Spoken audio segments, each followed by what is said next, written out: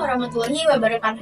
Hai teman-teman semuanya, perkenalkan nama aku Adilina Marliana Sakti. Aku dari kelas 1D dengan NPM 24106310560. Di sini aku mau ngejelasin 20 soal logika matematika dan himpunan untuk memenuhi tugas PJBL mata kuliah logika matematika dan himpunan dengan dosen pengampu yaitu Ibu Dr. Anunia Eklosari SPMPD. Ditonton sampai habis ya teman-teman. Keep watching. Let's go. Sekarang kita langsung ke soal yang pertama, yaitu buatlah tabel kebenaran dari pernyataan jika negasi P maka Q dan R. Pertama kita buat terlebih dahulu tabel-tabelnya, yaitu yang pertama untuk P, untuk Q, lalu untuk R. Nah kita membutuhkan negasi P, jadi kita buat juga.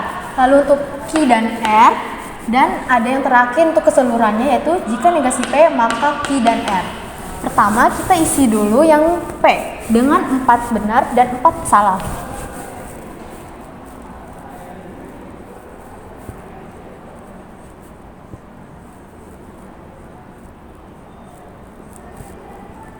Lalu untuk yang Q dengan 2 benar 2 salah dan diseling-seling.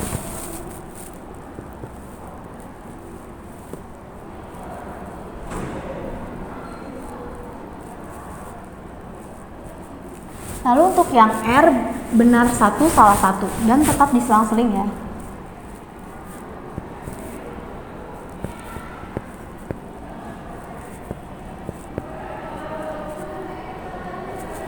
Lalu untuk negasi P yaitu kebalikan dari pernyataan P yang ini, yaitu S-nya 4 di atas, B-nya 4 di bawah.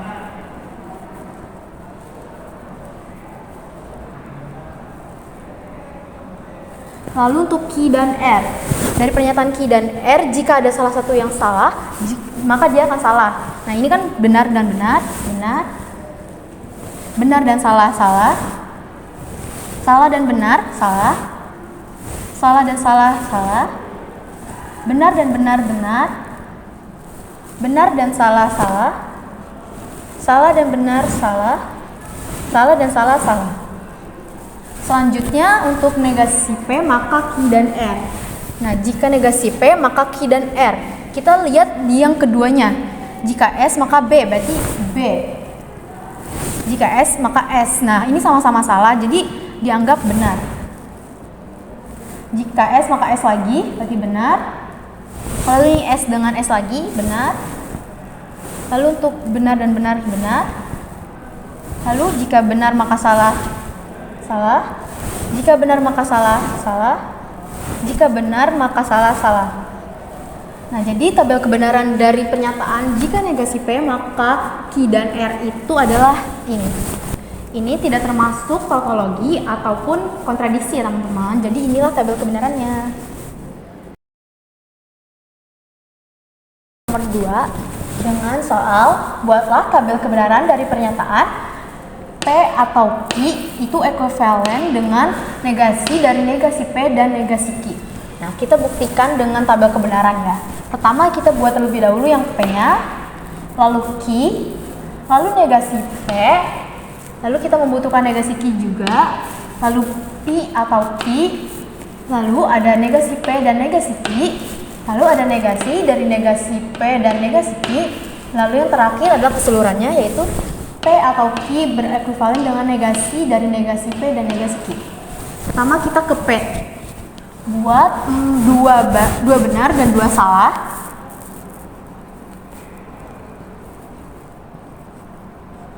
Lalu untuk Q 1 benar dan 1 salah.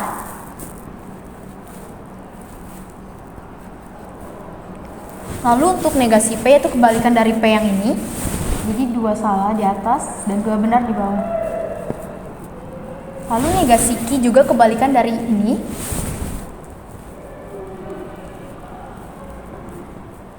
Nah sekarang kita P atau Q. P atau Q itu jika ada satu yang benar maka dia itu benar ya pernyataannya. Ini benar dan benar, benar, benar dan salah, benar, salah dan benar, benar, salah dan salah, salah. Selanjutnya ada negasi P dan negasi Q. Nah ini, kalau dan itu tadi kalau ada yang satu salah dia akan salah. Jika negasi P dan negasi Q sama-sama salah jadi salah. Lalu ini salah dan benar, salah. Benar dan salah, salah. Benar dan benar, benar.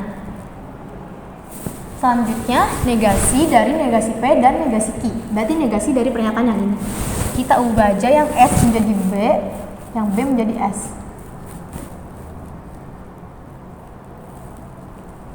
Nah, selanjutnya yang terakhir ada P atau Q berekuivalen dengan negasi dari negasi P dan negasi Q. Kalau berekuivalen tuh kita lihatnya kayak perkalian plus dan min. Berarti yang P atau Q ini apakah berekuivalen dengan ini? Kita lihat. Kalau benar dikalikan dengan benar akan benar. Benar dikalikan dengan benar juga benar. Benar dikalikan dengan benar juga benar. Salah jika dikalikan dengan salah akan benar. Nah, dari pernyataan ini ternyata benar bahwa P atau Q itu akan berekuivalen dengan negasi dari negasi P dan negasi Q. Karena hasilnya yaitu tautologi.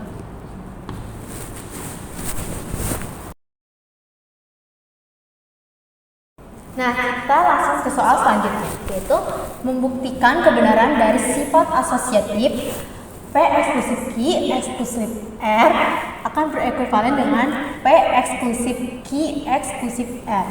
Pertama kita buat dulu tabelnya, yaitu P, Q, R, P eksklusif Q, lalu P eksklusif Q eksklusif R, lalu Q eksklusif R, lalu P eksklusif Q eksklusif R, dan yang terakhir keseluruhannya yaitu P eksklusif Q eksklusif R berekuivalen dengan P eksklusif Q eksklusif R.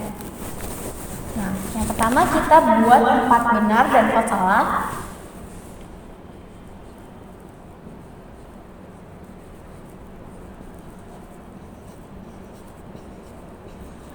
Lalu untuk Q kita buat 2 benar 2 salah.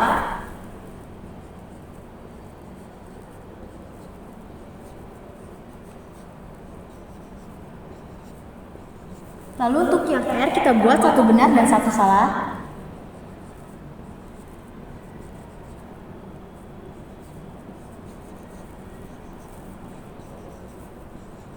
Nah, untuk P eksklusif Q ini merupakan jika dua huruf ini sama, berarti dia akan salah. Jika dua hurufnya berbeda, maka dia akan benar. Nah, ini B dan B berarti salah. B dan B juga berarti salah. B dan S berarti benar. B dan S berarti benar. S dan B benar. S dan B juga benar. S dan S salah. Dan yang terakhir S dan S salah. Lalu untuk P eksklusif Q eksklusif R yaitu sama kayak tadi, kalau ada dua huruf yang berbeda berarti dia benar, kalau ada yang sama berarti dia salah. Ini B dan S sama beda, karena beda berarti ini di sini benar. Lalu ini S dan S salah. B dan B salah. S dan B benar. B dan B salah. S dan B benar. S dan B benar. S dan S salah. Nah, untuk yang Q eksklusif R sama kayak seperti sebelumnya. Jika dua huruf yang sama itu berarti salah, kalau berbeda itu benar. Ini B dan B salah. Ini B dan S berarti benar. Lalu S dan B berarti benar. S dan S salah. B dan B salah. B dan S benar. S dan B benar. S dan S salah. Selanjutnya P eksklusif Q eksklusif R. Lalu ini kita lihat di sini dengan ini. Ini B dan S. Berarti benar. B dan B salah. B dan B salah. B dan S benar. S dan S salah. S dan B benar. S dan B juga benar. Lalu ada S dan S salah. Nah, selanjutnya kita mengisi pernyataan terakhir, yaitu P eksklusif Q eksklusif R berekuivalen dengan P eksklusif Q eksklusif R. Nah, kalau pernyataan ekuivalen itu jika dan hanya jika. Nah, kita itu kalau pernyataan ekuivalen menggunakan kayak perkalian positif dan negatif. Kalau benar dikalikan dengan benar, tentu benar. Salah dikalikan dengan salah, benar. Salah dikalikan dengan salah juga benar. benar dikalikan dengan benar, benar. Salah dikalikan dengan salah, benar. Benar dikalikan dengan benar, benar. Benar dikalikan dengan benar, benar. Salah dikalikan dengan salah, benar. Jadi pernyataan ini merupakan tautologi dan terbukti bahwa pernyataan P eksklusif Q eksklusif R itu berekuivalen dengan P eksklusif Q eksklusif R. Oke, kita ke soal selanjutnya, yaitu ubahlah bentuk pernyataan jika maka dalam bentuk converse, kontrapositif, dan inverse. Pernyataannya yaitu jika nilai rata-rata TED kurang dari 60, maka TED gagal. Nah, nilai rata-rata TED kurang dari 60 ini sebagai P dan TED gagal ini sebagai Q. Kita akan ubah ke converse-nya yaitu Q maka P. Berarti kita terlebih dahulu tulis TED gagal ya. Berarti jika TED gagal,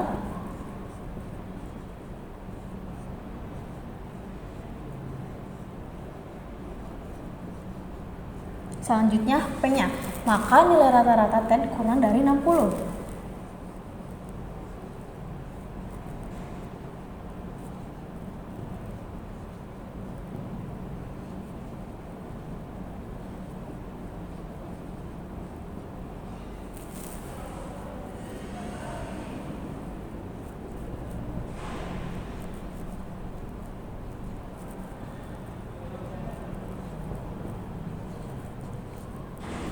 Selanjutnya kita ke kontrapositifnya, yaitu jika negasi Q maka negasi P.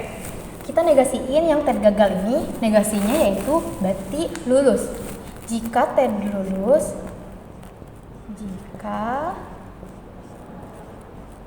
lulus, nah sekarang negasi P-nya yaitu maka nilai rata-rata TED lebih dari 60 karena dia negasi. Maka nilai rata-rata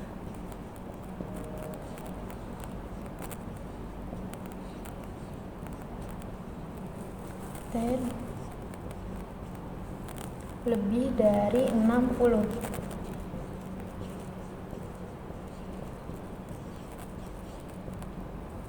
Selanjutnya kita ke inverse-nya, yaitu jika negasi P maka negasi Q.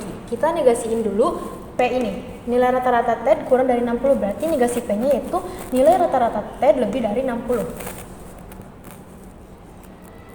Jika nilai rata-rata TED lebih dari 60,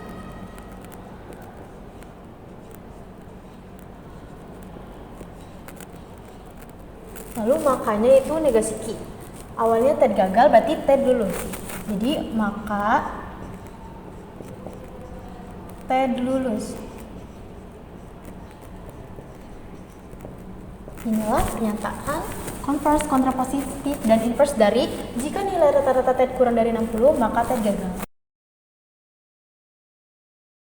Selanjutnya yaitu buktikan bahwa negasi P atau dalam kurung Q dan R itu berekuivalen dengan negasi P atau Q atau negasi P atau R. Kita buktikan dengan sifat-sifat dari logika matematika ya.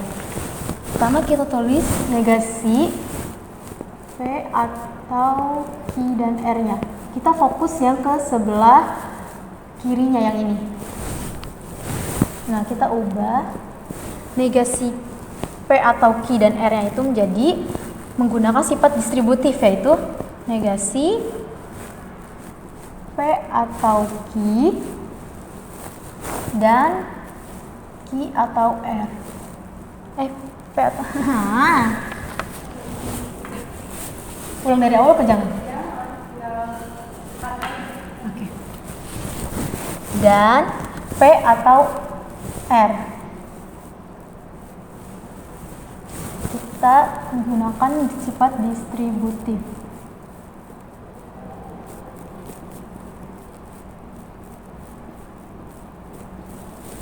Selanjutnya kita ubah menggunakan sifat De Morgan untuk mendapatkan hasil yang ini, yaitu negasi P atau Q atau negasi P atau R. De Morgan.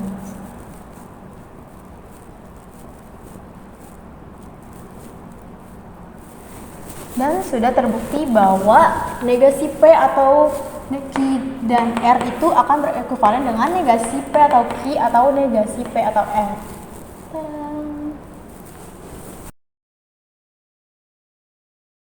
Soal selanjutnya yaitu nyatakan pernyataan berikut valid atau tidak valid. Pernyataannya yaitu P atau Q, P jika P maka R, dan conclusionnya yaitu Q atau R. Kita menggunakan pembuktian validitas argumen. Pertama kita tulis terlebih dahulu P atau Q-nya. Ini kita nyatakan yang ke satu. Terus yang kedua itu jika P maka R. Nah, yang terakhir conclusionnya kita simpan di bawah Q atau R.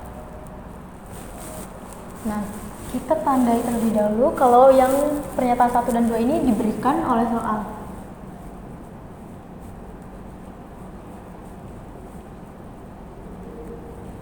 Yang kedua juga diberikan.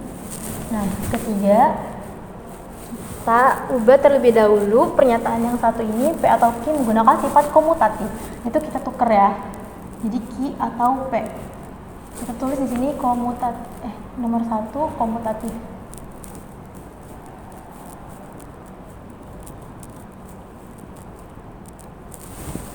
Selanjutnya yang keempat, kita ubah yang ketiga ini menggunakan ekuivalensi implikasi, yaitu menjadi negasi Q maka P. Saya tulis di sini yang ketiga diubah menjadi ekuivalensi implikasi.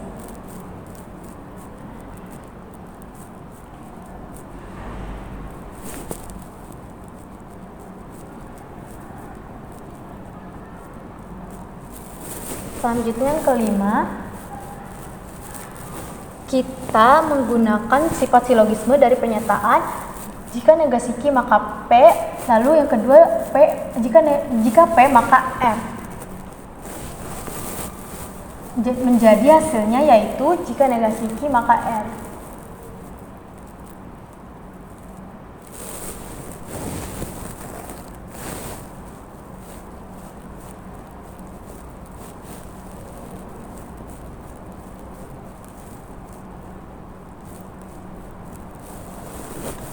Lalu yang keenam ada kita ubah menjadi ekuivalensi implikasi lagi, yaitu Q atau R.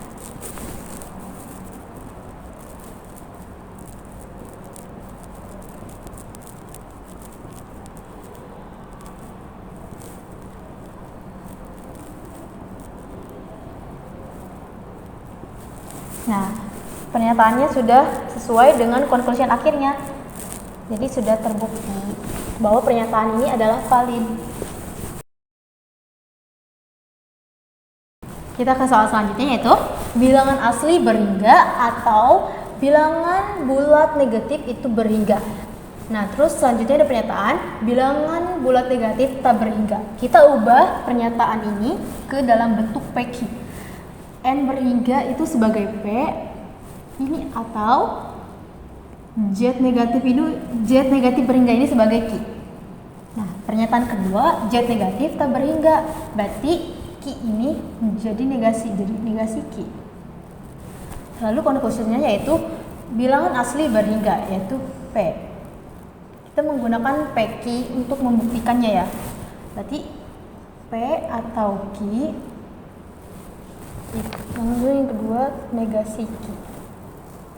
Ini pernyataan 1, ini pernyataan 2. Untuk konklusinya kita simpan di bawah yaitu P. Kita beri tanda kalau pernyataan 1 dan pernyataan 2 ini yaitu diberikan dari soal.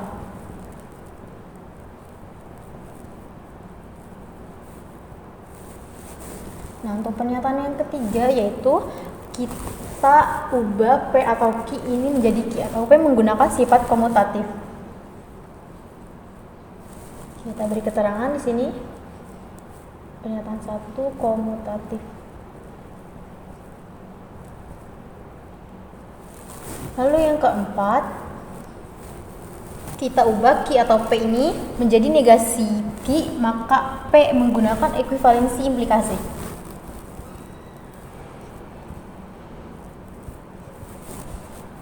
Kasih keterangan di sini yang ketiga, yaitu di ekuivalensi implikasi.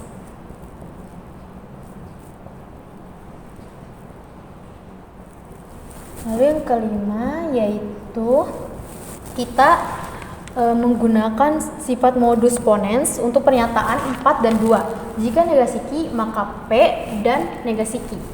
Kalau dalam sifat modus ponens itu jika negasi Q maka P, lalu pernyataan keduanya negasi Q, kita ambil P-nya. Maka hasilnya sudah sesuai dengan conclusion-nya. Kita kasih keterangan dulu di sini. 4, 2 di modus ponens.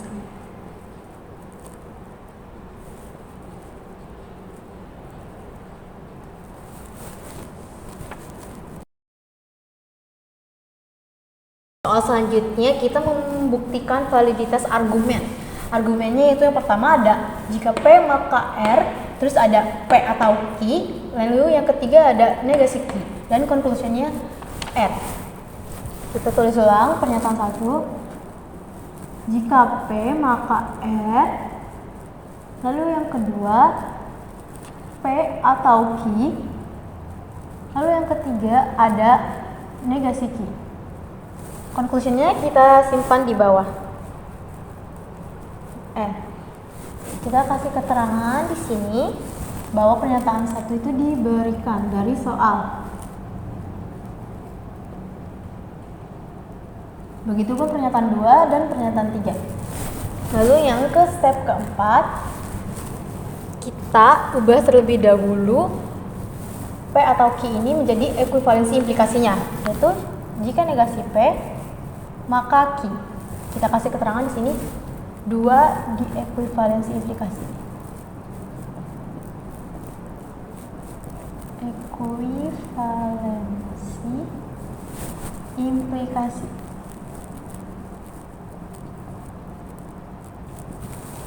Lalu untuk kelima, kita ubah atau kita pindahkan, kontrapositifkan pernyataan 4 ini menjadi negasi Q maka negasi P.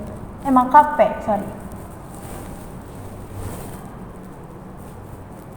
Kita kasih keterangan di sini pernyataan 4 dikontrapositifkan.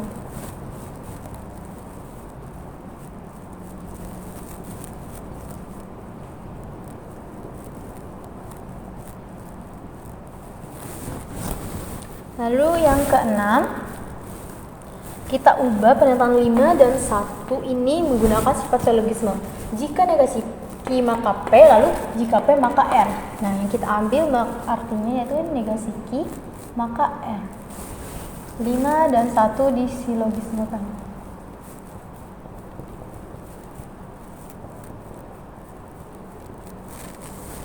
Nah, yang terakhir yaitu yang step ke-7, pernyataan 6 dan 3 kita modus ponenskan.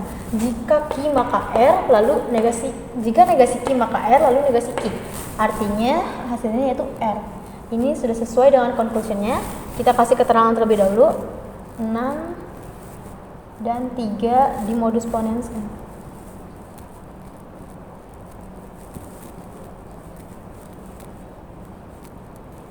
Nah, artinya pernyataan ini merupakan valid. Soal selanjutnya yaitu validitas argumen lagi.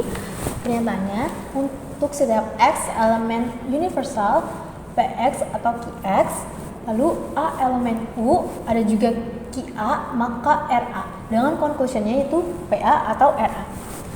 Pertama, kita tulis ulang dulu. Untuk yang argumen satunya yaitu untuk setiap X elemen universal Px atau Qx.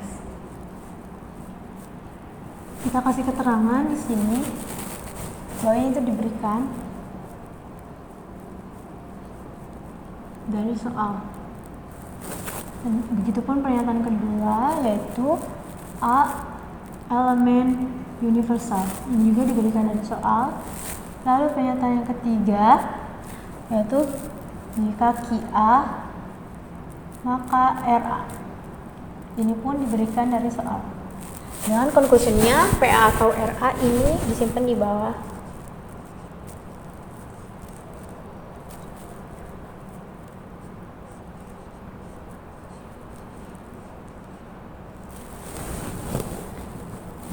Nah, yang pertama, untuk step keempat,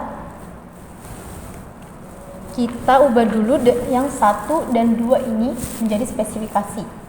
Awalnya PX atau QX diubah menjadi PA atau QA. Kita kasih keterangan di sini 1, 2, spesifikasi.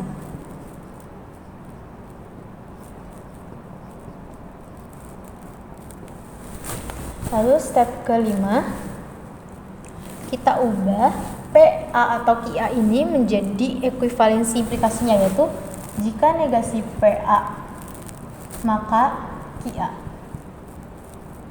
Kita kasih keterangan di sini step 4 di ekuivalensi. Lalu step ke-6 yaitu kita ubah yang QA atau RA ini menjadi salah. Step 6 mana sih? PA atau RA? PA atau RA? 5 dan 4. Selanjutnya untuk step ke-6 kita ubah untuk 5 dan 3 ini menggunakan silogisme, yaitu negasi PA maka QA dan QA maka RA. Kita ubah menjadi silogisme, yaitu menjadi negasi PA maka RA.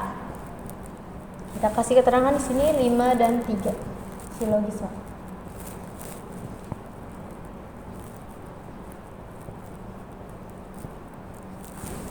Lalu step ke-7, kita ubah jika negasi P maka RA-nya ini menjadi ekuivalensinya, yaitu PA atau RA.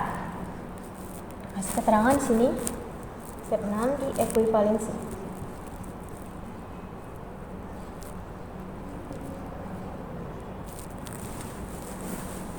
Nah, hasilnya sudah sama dengan conclusionnya.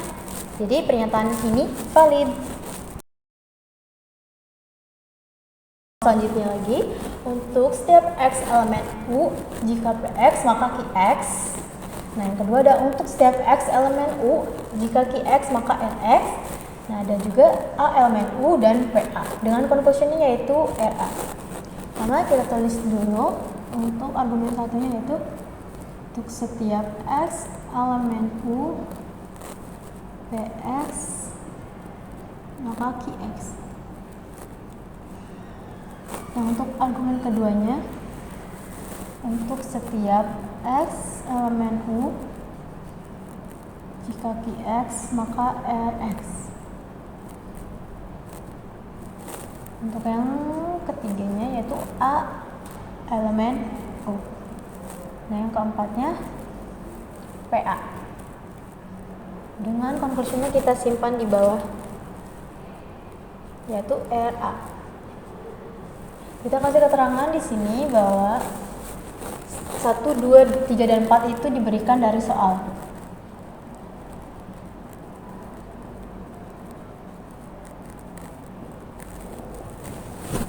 Nah, selanjutnya kita langsung ke step kelima, yaitu kita ubah PX maka QX ini menjadi spesifikasinya dengan menggunakan 1 dan 3. Jadi PA maka QA. Kita kasih keterangan di sini 1, 3 di spesifikasi.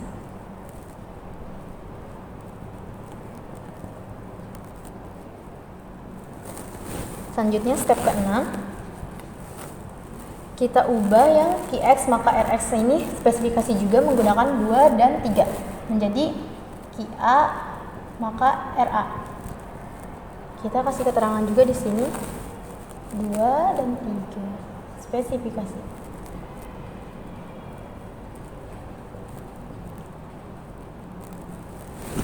Lalu step ke-7, kita ubah atau kita silogismekan pernyataan 5 dan 6. Jadi jika PA maka QA dan jika QA maka RA.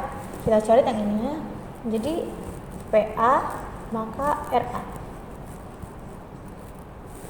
Kita kasih keterangan sini 5 dan 6 silogisme.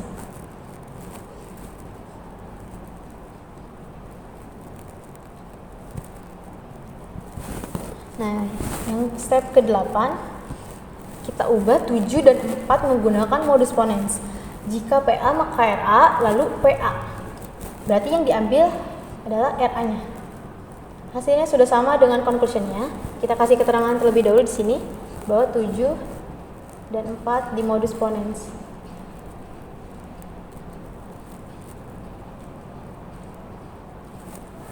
Dan pernyataan ini terbukti valid. Selanjutnya yaitu misal A dan B himpunan universal.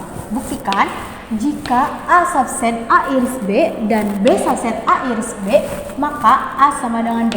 Nah, kita akan membuktikan yaitu A sama dengan B. Untuk membuktikan A sama dengan B, kita perlu membuktiin 2 kali, yaitu yang pertama A subset dari B dan yang kedua B subset dari A. Nah, kita akan ngebuktiin A subset dari B terlebih dahulu. Untuk yang membuktikan A subset dari B, pertama ambil sembarang X elemen A. Lalu kita mempunyai asumsi yang pertama yaitu A subset dari A iris B. Nah, A subset dari A iris B itu mempunyai arti X elemen A iris B. Artinya X elemen A dan X elemen B juga. Jadi A adalah subset dari B.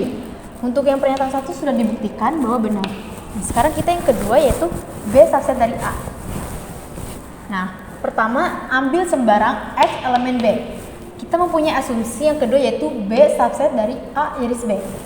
B subset A iris B ini sehingga merupakan awalnya kan X ini elemen B. Nah, berarti X juga elemen dari A iris B.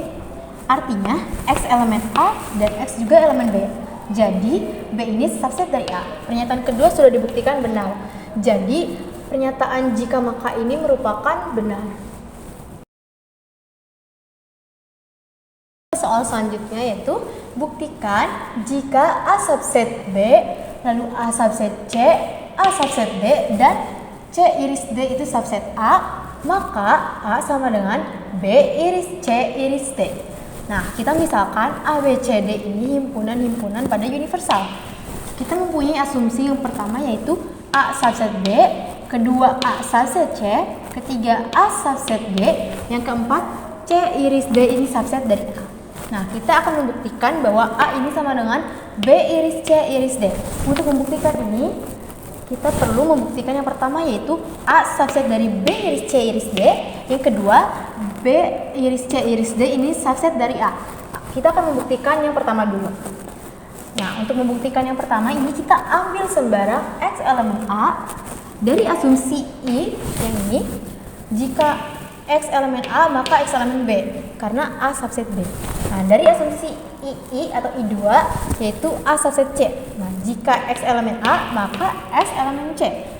Dari asumsi II atau I3 jika X elemen A maka X elemen D. Nah, kita masing-masing kasih bintang, ini bintang 1, bintang 2, bintang 3.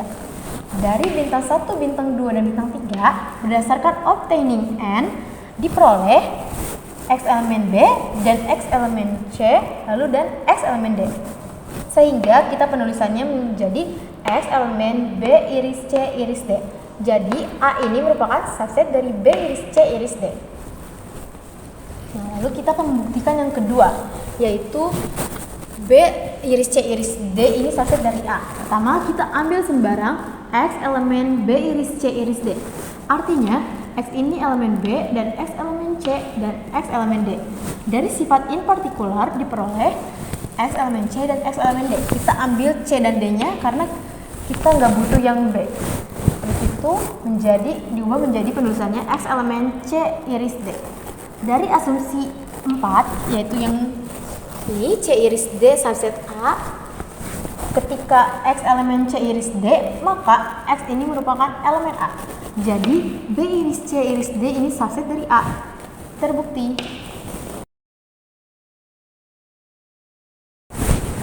Oke, kita ke soal selanjutnya. Buktikan R tidak memiliki elemen terkecil. Nah, pernyataan ini akan dibuktikan dengan kontradiksi. Bukti. Pertama, kita mengandaikan dulu R ini memiliki elemen terkecil. Misal M. Kita memisalkan menggunakan yang umum gitu, jangan yang spesifik kayak angka. Nah, artinya untuk setiap X elemen bilangan real berlaku M ini akan selalu lebih kecil dari X. Tapi kita lihat bahwa ada M per 2, ada M per 4, ada juga akar M ini merupakan sama-sama elemen bilangan real, di mana angka-angka tersebut ini akan selalu lebih kecil dari M. Ini tentu kontradiksi dengan pernyataan bahwa M adalah elemen terkecil dari bilangan real. Artinya pengandaian ini salah. Haruslah R ini tidak memiliki elemen terkecil. Jadi terbukti. Oke, soal selanjutnya, buktikan bilangan asli ini tidak memiliki elemen terbesar. Akan dibuktikan dengan kontradiksi. Pertama, kita mengandaikan bahwa bilangan asli ini memiliki elemen terbesar. Kita misalkan dengan huruf S. Nah, artinya untuk setiap X elemen bilangan asli berlaku S ini akan selalu lebih besar dari X. Tapi ada S kali 2, ada S kali 4, ada S tambah 1, ini merupakan elemen bilangan asli juga. Nah, di mana angka-angka tersebut akan selalu lebih besar dari S. Ini tentu kontradiksi dengan pengandaian. Artinya pengandaiannya itu salah. Haruslah N tidak memiliki elemen terbesar. Terbukti. Oke, kita ke soal selanjutnya, yaitu buktikan untuk semua himpunan A iris A komplement itu sama dengan himpunan kosong. Kita akan buktikan dengan kontradiksi lagi. Bukti. Misalkan A adalah sembarang himpunan universal. Kita mengandaikan A iris A komplement itu tidak sama dengan himpunan kosong, sehingga ada X elemen A iris A komplement. Dengan kata lain, dari definisi irisan berarti X elemen A dan X juga elemen A komplement. Nah, X elemen A komplement ini bisa dituliskan dengan X bukan elemen dari A. Tapi di sini ada pernyataan X ini elemen dari A. Tentu pernyataan ini saling kontradiksi, maka pengandaian ini salah. Jadi haruslah A iris A komplement itu sama dengan himpunan kosong. Terbukti. Selanjutnya yaitu buktikan untuk semua himpunan A U komplement sama dengan himpunan kosong. Akan dibuktikan dengan kontradiksi lagi, yaitu bukti. Misalkan U adalah suatu himpunan semesta. Kita mengandaikan U komplement ini tidak sama dengan himpunan kosong, sehingga ada X elemen U komplement. X elemen U komplement ini bisa dituliskan dengan X bukan elemen dari U. Dengan kata lain, U bukan semesta. Ini tentu kontradiksi dengan pernyataan bahwa U adalah suatu himpunan dari semesta. Maka pengandaian salah. Jadi haruslah U komplement itu sama dengan himpunan kosong. Terbukti. Selanjutnya, buktikan bilangan real positif ketika beririsan dengan bilangan real negatif itu sama dengan himpunan kosong. Bukti, kita akan membuktikan dengan kontradiksi lagi. Misalkan R adalah suatu himpunan semesta. Andaikan bilangan real positif beririsan dengan bilangan real negatif ini tidak sama dengan himpunan kosong, sehingga ada X elemen bilangan real beririsan dengan bilangan real negatif. Artinya X elemen bilangan real positif dan X elemen bilangan real negatif. Perhatikan bahwa bilangan real positif ini sama dengan bilangan real negatif. Tidak sama dengan bilangan real negatif. Misal, 4 ini merupakan bilangan real positif dan negatif 4 ini merupakan bilangan real negatif. Tentu kedua angka ini tidak akan sama. Pernyataan tersebut tentu kontradiksi dengan pengandaian, maka pengandaian salah. Jadi haruslah bilangan real positif ketika beririsan dengan bilangan real negatif itu sama dengan himpunan kosong. Terbukti. Yaitu buktikan jika A kuadrat sama dengan himpunan kosong, maka A sama dengan himpunan kosong. Ini pernyataan jika maka. A kuadrat sama dengan himpunan kosongnya itu sebagai P, A sama dengan himpunan kosongnya itu sebagai Q. Nah, ketika kita mendapati pernyataan jika maka akan dibuktikan dengan kontrapositifnya, yaitu jika P maka Q, kontrapositifnya jika negasi Q maka negasi P. Nah, untuk membuktikannya yaitu misalkan A adalah suatu himpunan universal. Kita asumsikan A ini tidak sama dengan himpunan kosong, mengasumsikan negasi Q. Nah, akan dibuktikannya A kuadrat tidak sama dengan himpunan kosong, akan membuktikan negasi P. Kita highlight dengan kotak. Nah, perhatikan A tidak sama dengan himpunan kosong. Artinya ada X elemen A. Sedemikian sehingga A tidak sama dengan himpunan kosong, artinya negasi Q. Maka ketika A-nya tidak sama dengan himpunan kosong, A kuadrat pun tidak akan sama dengan himpunan kosong. Maka menjadi negasi P. Terbukti.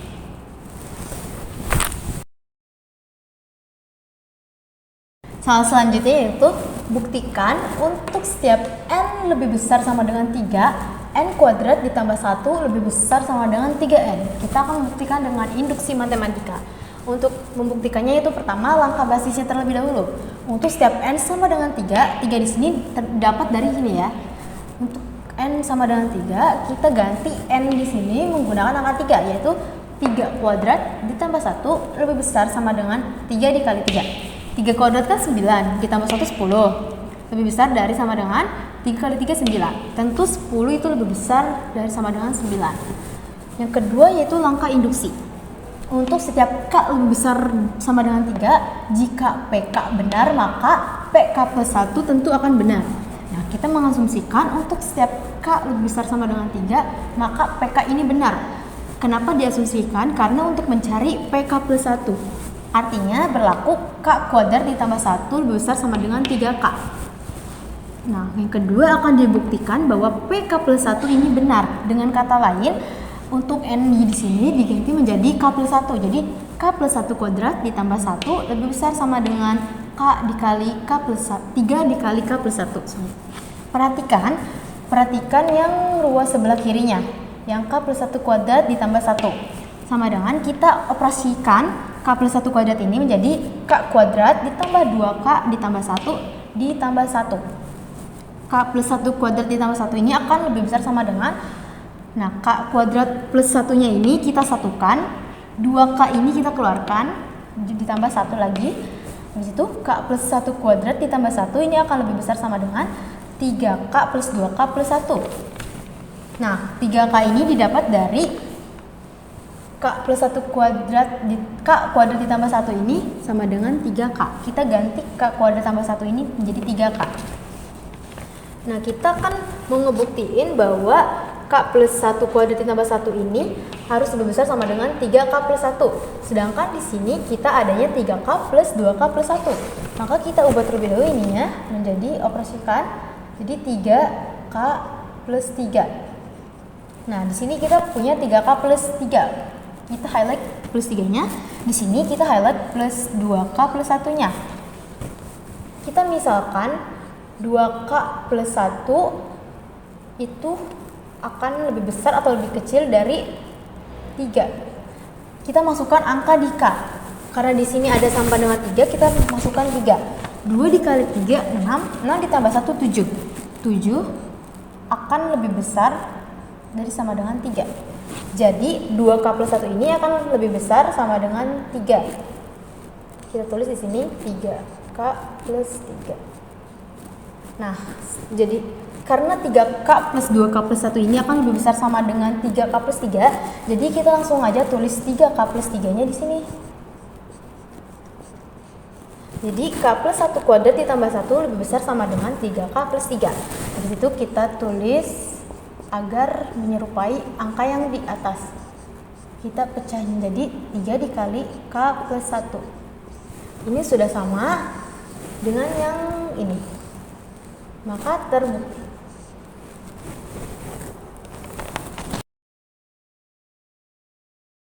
Yaitu buktikan untuk setiap N lebih besar sama dengan 0 berlaku 2 pangkat N lebih besar sama dengan N ditambah 1. Kita buktikan dengan induksi matematika. Yang pertama langkah basisnya. Untuk setiap S sama dengan 0. 0 di sini dapat dari syarat di sini ya. Berarti kita ganti N yang ada di sini menjadi angka 0. 2 pangkat 0 sama dengan 0 ditambah 1. 2 pangkat 0 kan 1 ya. Nah, 0 ditambah 1 itu 1. Jadi P0 ini benar. Yang kedua, langkah induksinya. Untuk setiap K lebih besar sama dengan 0, jika PK benar, maka PK plus 1 tentu akan benar. Nah, untuk mencari PK plus 1 ini benar, kita harus mengasumsikan bahwa untuk setiap K lebih besar sama dengan 0, PK ini benar. Artinya, berlaku 2 pangkat K lebih besar sama dengan K plus 1. Akan dibuktikan PK plus 1 ini benar. Dengan kata lain, 2 pangkat K plus 1 lebih besar sama dengan K plus 1 plus 1. Nah, K plus 1 ini menggantikan angka N yang ada di sini. Nah, perhatikan yang sebelah kiri, yaitu 2 pangkat K plus 1. Kita operasikan. 2 pangkat K plus 1 ini bisa dijabarkan menjadi 2 pangkat K dikali 2 pangkat 1. 2 pangkat K plus 1 ini lebih besar sama dengan, nah, 2K ini diganti dengan K plus 1 yang ada di sini. Menjadi K plus 1. 2 pangkat 1 ini kan 2. Lalu 2 pangkat K plus 1 lebih besar sama dengan, kita pindahkan saja 2 ke depannya, jadi 2 kali K plus 1. Yang kita butuhkan di sini adalah 2 pangkat K plus 1 lebih besar sama dengan K plus 1 plus 1.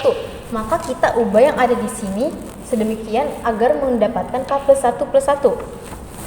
Itu. Nah, kita operasikan yang ada di sini menjadi K plus 2. Bentar dulu. Salah deh.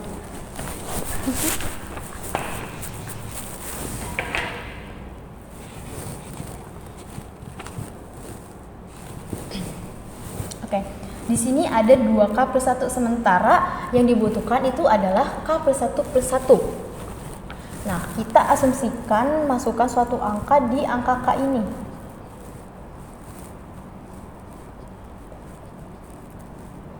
Ketika kita memasukkan suatu angka di huruf K ini, akankah lebih besar atau lebih kecil di antara dua ini?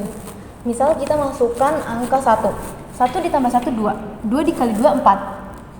Sedangkan yang ini 1 ditambah 1 itu 2. Nah, 2 ditambah 1 adalah 3. Tentu 4 itu akan lebih besar sama dengan 3. Jadi pernyataan 2K plus 1 akan lebih besar sama dengan K plus 1 plus 1. Maka di sini dapat ditulis K plus 1 plus 1. Nah, untuk mendapatkan hasil yang seperti ini, kita tinggal tidak perlu menuliskan ini lagi karena dia sudah lebih besar sama dengan K plus 1 plus 1. Kita langsung menuliskan K plus 1 plus 1. Dan hasilnya sudah sama dengan yang dibutuhkannya. Maka terbukti. Segitu penjelasan dari aku. Semoga kalian bisa ngerti ya. Terima kasih sudah menonton. Bye-bye.